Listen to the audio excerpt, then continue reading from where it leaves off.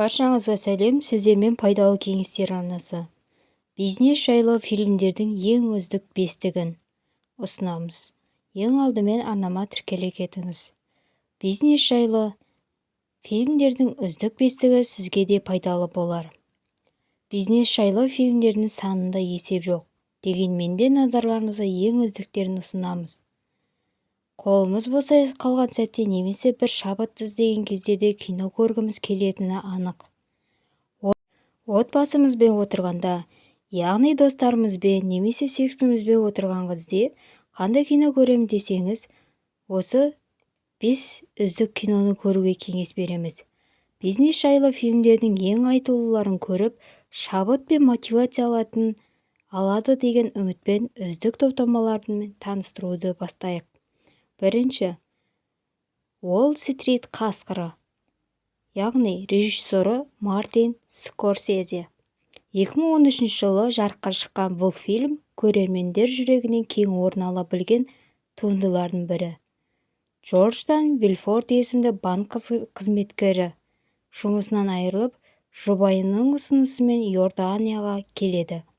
Бұл жерде акцияларынан айналысатын шағын мекемеге орналасып, аз уақыт ішінде өзінің тапқырлығы мен шапшаңдығының арқасында жақсы жетістікке жетеді.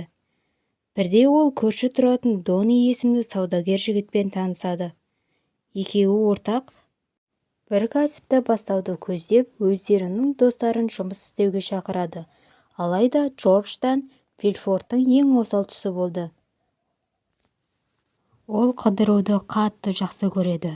Осы қалпында Джорджтан өзінің кәсібін алып кете алады ма екен? Екінші, Кремний алқабындағы қарақшылар. Режиссері Мартин Берг. Бұл фильмді көрермен назарына ұсынғанына бақандай 20 жыл өтіпті. Фильмнің басты кейіпкерлерін танымайтын адам жоқ шығар. Тақырыбына қарасаң, құдды бір төбелес деп қаласың. Бірақ олай емес. Тұнып жатқан тарих. 80-ші жылдардың басында екі адамның қиялынан туған бұл дүниелерді қазіргі таңда біздің күнделікті қолданысымызда. Ол не дейсіз ғой? Ендеше бұл фильмді міндетті түрде көріңіз. Үшінші ұсынатын фильміміз «Корпорация». Режиссері Марк Ахвар мен Дженнифер Эввот. Бұл деректі фильм. Осы фильмді көре отырып, құдды бір бизнес тренингте отырғандай сезімде боласыз. Себебі бұл фильмде сіз білмейтін көптеген құпиялар ашылады. Үлкен тәжірибе жинай алатыныңызға сенімдімін. Және сіз заманауи бизнес мастодондарына психологиялық диагноз қойып, олар жасаған қателіктерден аулақ боласыз. Қызықсаңыз, осы киноны көріңіз. Төртінші ұсынатын кино «Бизнесмендер». Режиссері Ақан Сатаев. Кезек өзіміздің қазақстандық туындыларға жетті.